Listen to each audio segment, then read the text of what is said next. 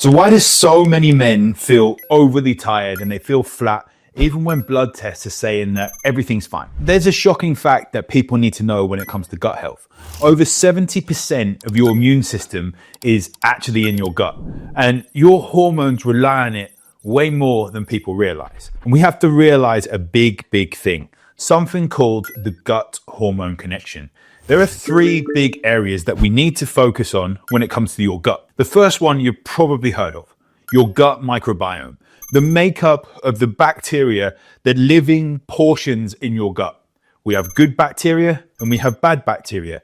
And all of these bacteria are going to signal certain things to happen. The second thing is your gut lining, which gets compromised every single day based on toxins, based on poor blood sugar management, from junk food, from alcohol, from stress, and all these things that happen. It should have some permeability. It should have some level of holes in it.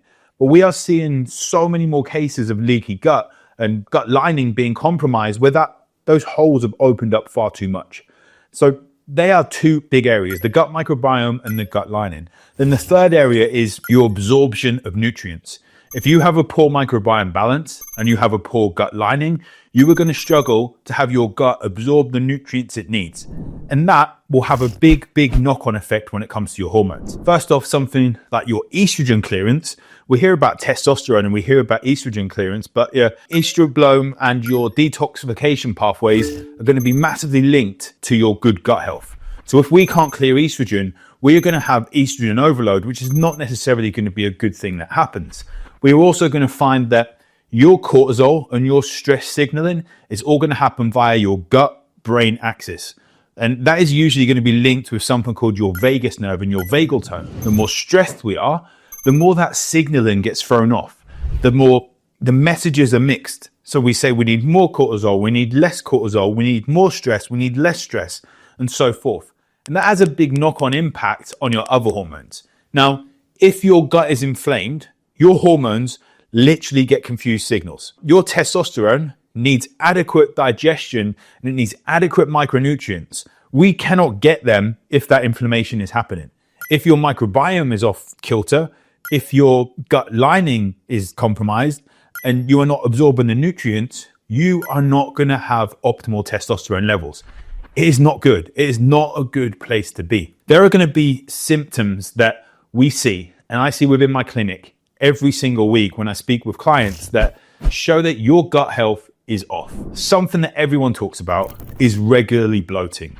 You are eating foods and it's like Russian roulette. Not sure if we can say that anymore, but it's like Russian roulette where you just bloat randomly after a certain food. And we can't pinpoint it down to what food is causing it because we have so many different foods in our body and in our diet every single day and every single week. So we have to look at making a food diary. We have to look at what is actually going on, maybe cutting some certain foods out. It's not all going to be linked to gluten. Not everyone is going to be reactive to gluten. Everyone is going to have a small reaction, but not so reactive that they are actually going to notice it. And they're going to be different things. It's not always going to be bloating. If I have gluten and I'm stressed, I have more chance of having a migraine.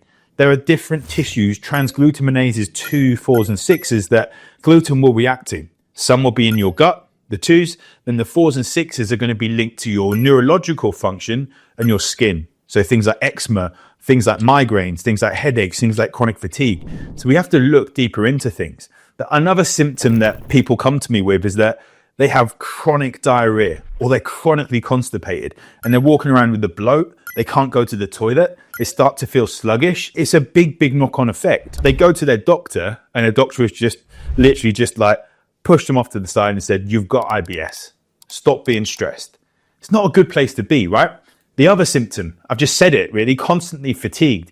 If you are finding you are just fighting, like you're literally fighting against the stress that's coming in and you feel that you are just tired all the time, that could be a sign that your gut is off, that you are having serious levels of brain fog. You just think that your brain is just foggy. Your brain is foggy and you don't know, you get your memory problems, you don't know what you're even about to say. You could argue that I do that sometimes and I run on quite a bit, but you just feel that there's this fog over your brain and you want to just scrape it back.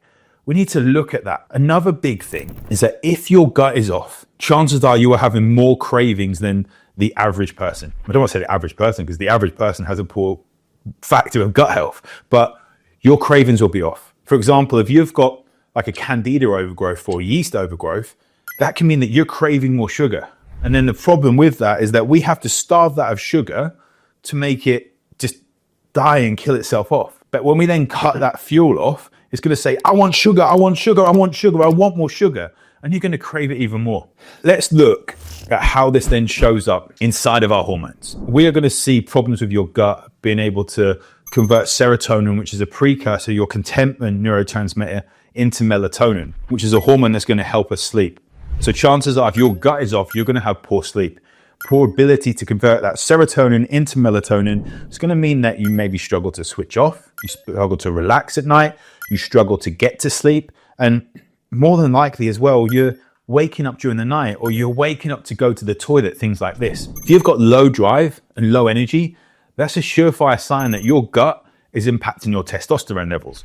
So we need to check in on that. It might simply be doing a blood test, but you go to the doctors and you do your bloods and they say your testosterone is fine.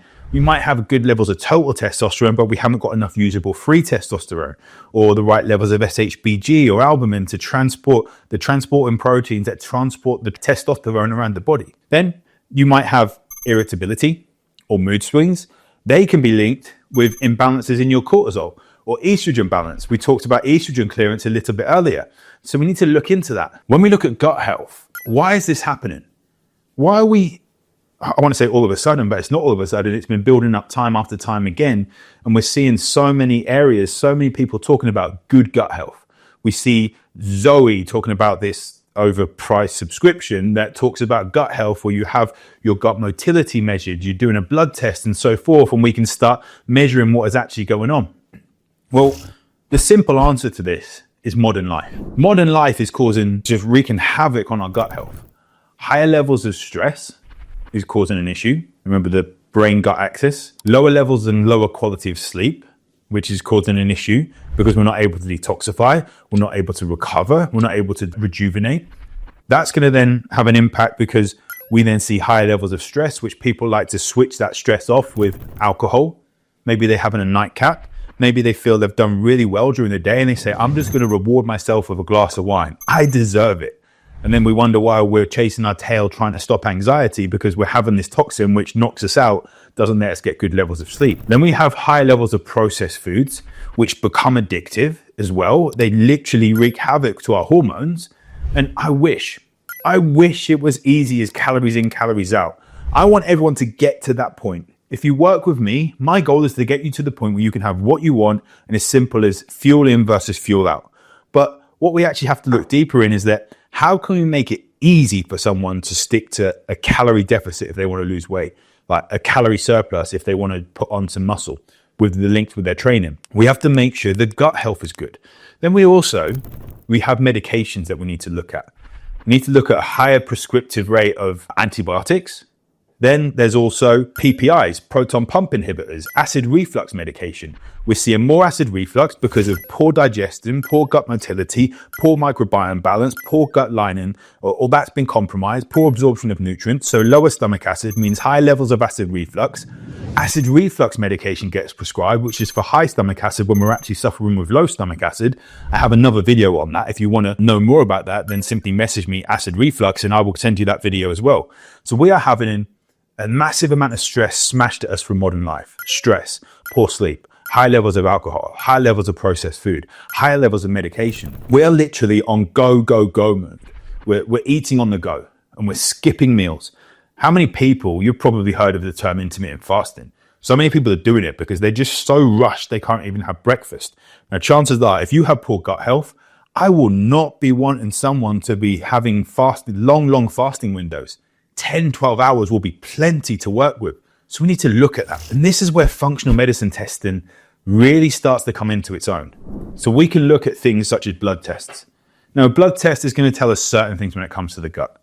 It's going to tell us, like full blood test anyway, not necessarily just one or two markers that you may get if you go to your GP for certain symptoms, but we go into a full blood test. I like to do one that covers a good 56 markers. If not, we can get more. We can get different ones for specificity and so forth. But we can look at nutrient absorption. Is your body actually able to get your iron where it needs to be? Is it able to get good oxygen delivery? Is it able to get good B12? Is it able to get good folic acid there? Is your body showing higher levels of inflammatory markers? Is your body showing that it's having a bit more adrenal strain? Are the hormones off? Is your liver function right? Is your kidney function right? Are you more dehydrated? All these things that we can work on from a full blood test. It tells us so much.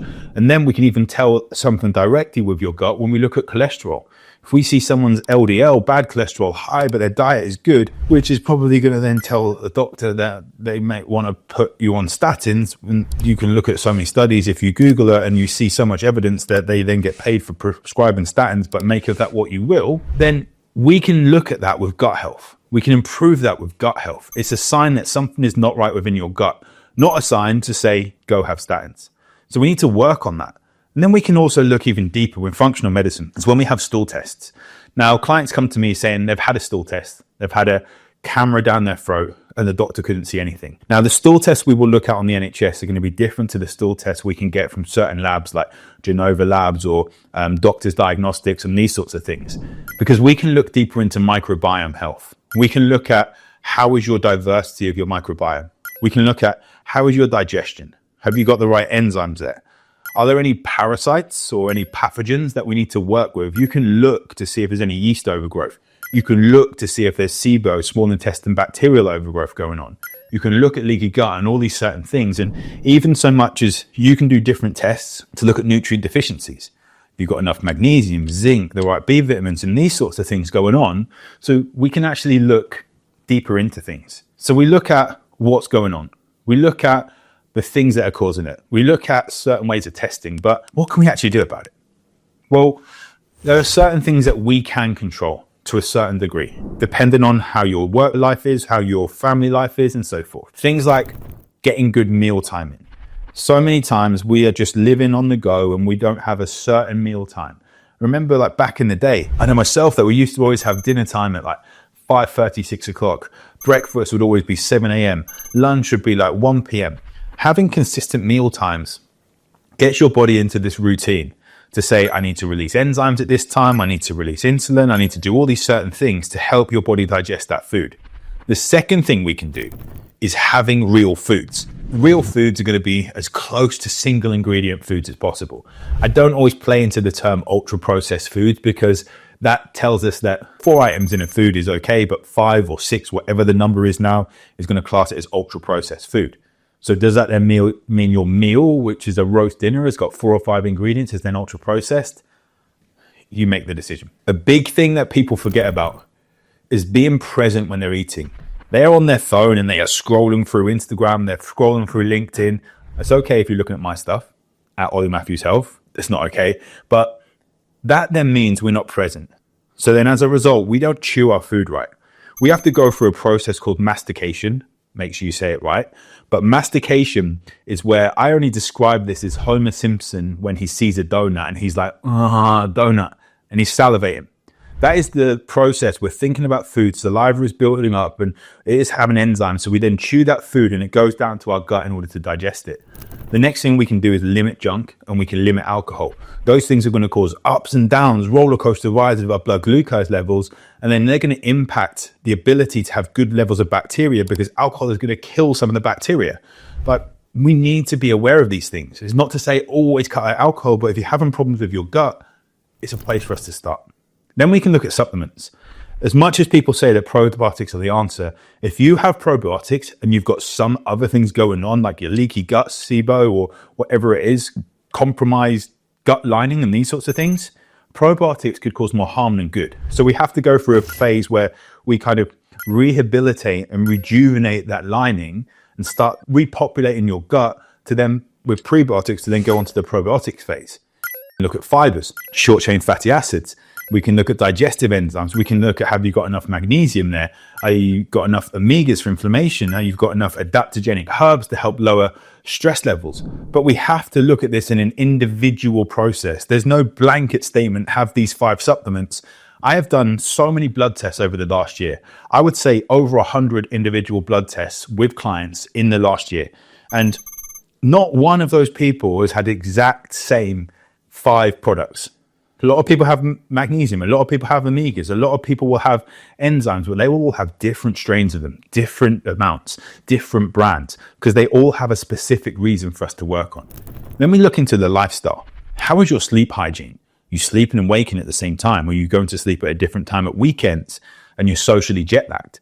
How are your stress levels? How is your stress management? How is your stress perception? You need to look at these things. How is your light exposure?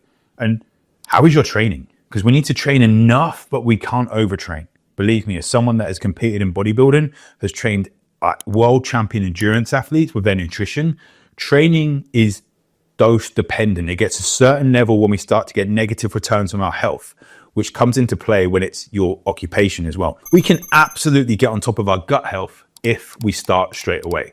It's not just about digestion, but it's a control center for your overall energy, your overall mood, and your hormones.